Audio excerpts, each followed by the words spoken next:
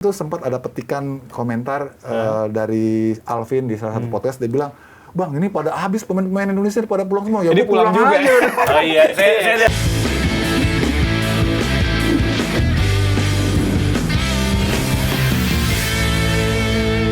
Bicara kompetisi pasti muarai ke tim nasional ya Mas Yuke, Mas Labib. Yes. Ini ada banyak beberapa pemain tim nasional Indonesia yang sempat abroad ke luar negeri seperti Egy Maulana Fikri, Witan Sulaiman, dan juga beberapa nama. Tapi mereka juga nggak bisa dibilang nggak lama juga berkarir di luar negeri ya, seperti Egy.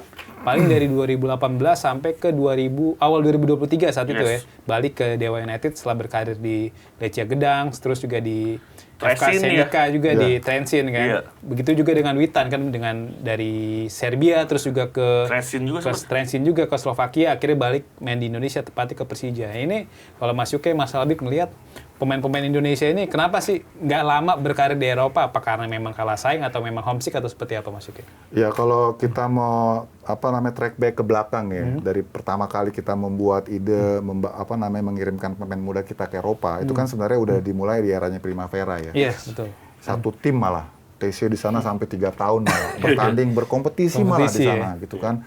Tapi ujung-ujungnya pulang juga gitu ya. Walau sempat diupayakan bagaimana misalnya Bima Sakti dititipkan di Helsingborg, terus Kurniawan di Luzern, Kurniawan kan juga di Sampdoria gitu kan, coba dititipin gitu ya secara individu gitu ya, ternyata kan balik. Oke.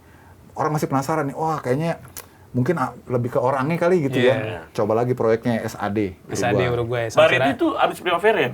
Barengan ya, itu. Setelah Primavera Barretti. Habis itu kan SAD kan, yang Samsir Alam, Uruguay, Jenal Alvin Tuasalamoni, Jenal Haq, terus adanya Jenal Yandi Sofian itu coba kan. Manahati Lestus, Ryuji bahkan juga.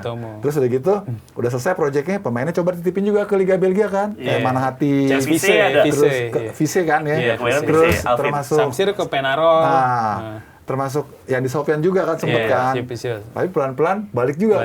Gue masih inget tuh kemarin tuh sempat ada petikan komentar dari Alvin di salah satu podcast, dia bilang, "Bang, ini pada habis pemain-pemain Indonesia pada pulang semua." Ya, jadi pulang juga aja.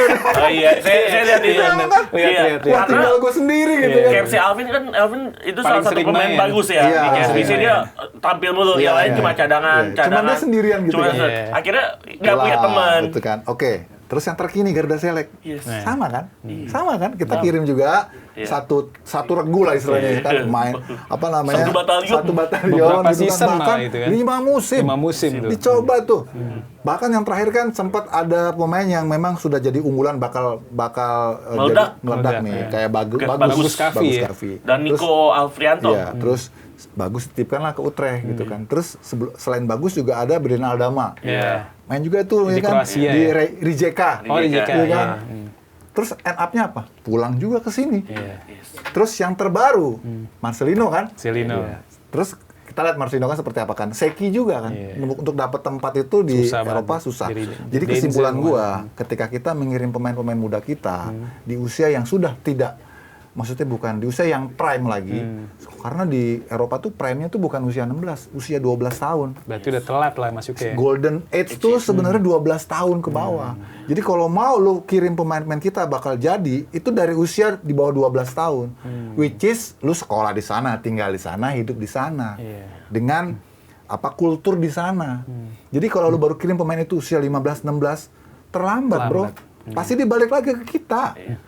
Artinya, nggak usah berharap kita ngirim pemain muda ke sana. Kita sebanyak mungkin pasang radar, lihat mana bapak ibu diaspora kita di sana yang anaknya main bola. Baru kita ambil. Lu pupuk aja itu udah. Baru setelah mereka udah mateng, bawa ke sini. Tapi bawa ke sini jangan masih muda juga, jangan kayak Jens Reven juga. Kemudaan. Paulo Zylstra juga kemudaan. Jangan gitu. Biarin mereka mateng di sana. Mereka kesininya kalau timnas main aja, misalnya kayak Welber, kayak siapa lagi tuh? Becker gitu. Setelah selesai dipulangin lagi gitu.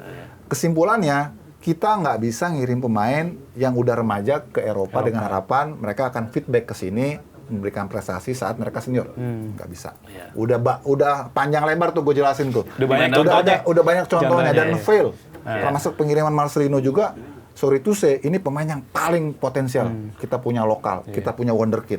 Tapi karena dikirim ke sananya usianya udah remaja, kulturnya, lifestyle-nya, segala macamnya udah sulit untuk bisa di-upgrade lagi. Gue rasa telat. Walaupun dari segi bahasa Marcelino nggak terkendala kan? Nggak terkendala.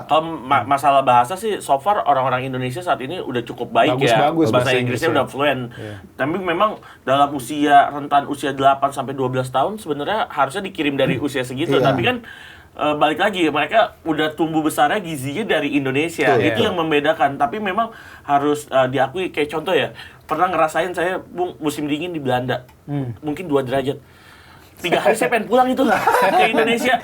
Gimana saya mikir dulu Edgar David, Andy van der Meyde, Robin van Persie latihan di suhu 6 derajat, semangat aja. Pemain Indonesia bohong kalau nggak selimutan sih.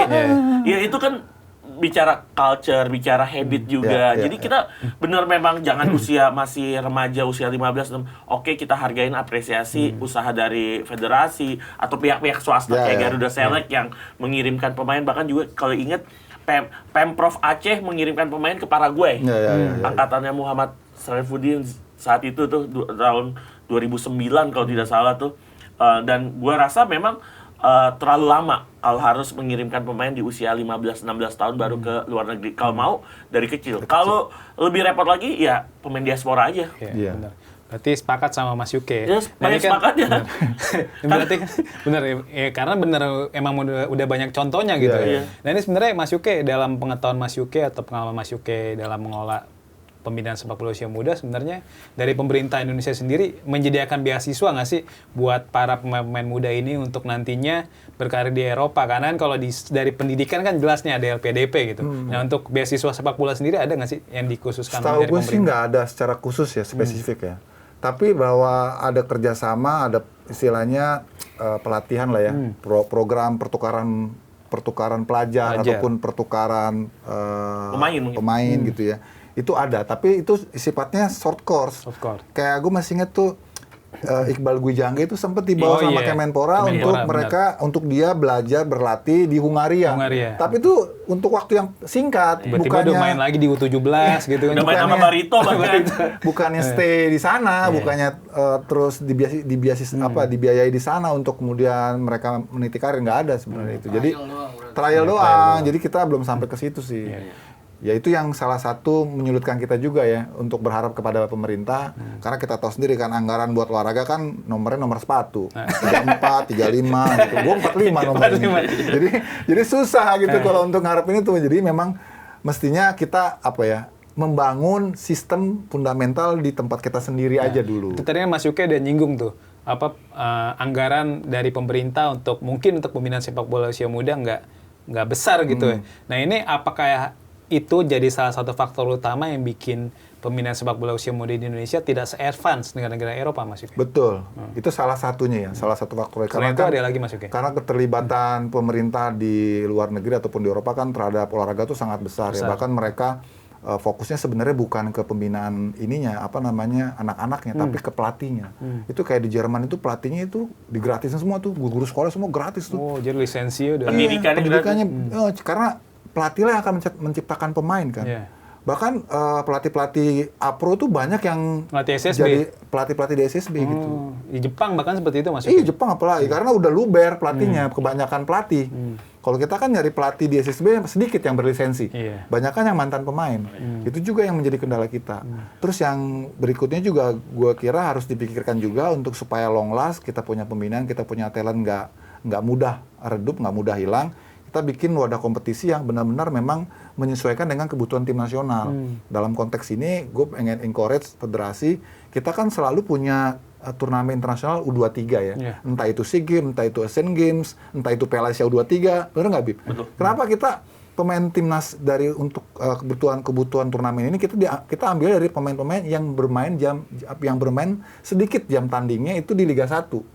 Padahal kalau kita punya kompetisi khusus U22, yang melibatkan semua akademi gitu ya, nggak cuma di monopoli Liga 1. gue yakin tuh akan Bagus kita banget banyak banget punya basis pemain-pemain muda masa depan gitu. Karena kalau sekarang kan liga ini bikinnya kan pemain-pemain U23 itu kan yang wajib main sifatnya itu kayak sekedar untuk formalitas aja. Itu bisa saya bilang pemain-pemain regulasi aja. Karena terpaksa kan. Karena terpaksa dari regulasi seperti itu. 46 udah diganti gitu kan. Daripada bikin aturan yang agak-agak banci gitu maksud gue. Mendingan untuk Liga 1 dibebasin aja, nggak usah pakai aturan U23 aturan pemain, maksudnya aturan kelompok umur udah nggak berlaku. Mendingan bikin kelompok umur yang di bawahnya yang benar-benar memang mengakomodasi pemain-pemain itu gitu loh. Jadi kalau sekarang kita punya EPA kan 16, 18, 20. 20 ini terlalu jauh. Harusnya nggak perlu ya 20? Nggak perlu. Kalau mau U22. Dulu kita pernah punya ISL 21 kan? Iya, zamannya Pelita Jaya. Iya, kalau gue bilang sekarang U22. Jadi lompat aja. Kita punya EPA 20 juga pemain-pemainnya nggak bisa diambil timnas 20. Karena nggak cocok tahun kelahirannya. Itu juga menjadi PR juga. Kita punya banyak event internasional, timnas, tapi nggak bersesuaian tahun kelahirannya dengan tim-tim EPA. Nah, sekarang pusing lah tuh si namanya Nova. Kan kalau kita pikirnya U20, oh gampang dong timnas U20 bisa ngambil dari anak-anak EPA. Lah, bukan U20 sekarang itu U19 timnasnya. EPA-nya U20 beneran. Jadi EPA-nya 20 pas. Iya, timnasnya harus 19. Karena kan rutenya memang AFF 19, terus baru kan Piala Asia 20, Piala Dunia 20 gitu kan. Kita kan itu juga yang gue pikir. Jadi gue geli gitu ngeliat ini gimana sih. Dan itu juga jadi bahan jadi bahan keluhan pelatih-pelatih kelompok umur, pelatih-pelatih timnas kelompok umur. Mereka juga, ini gimana kita nyari pemainnya?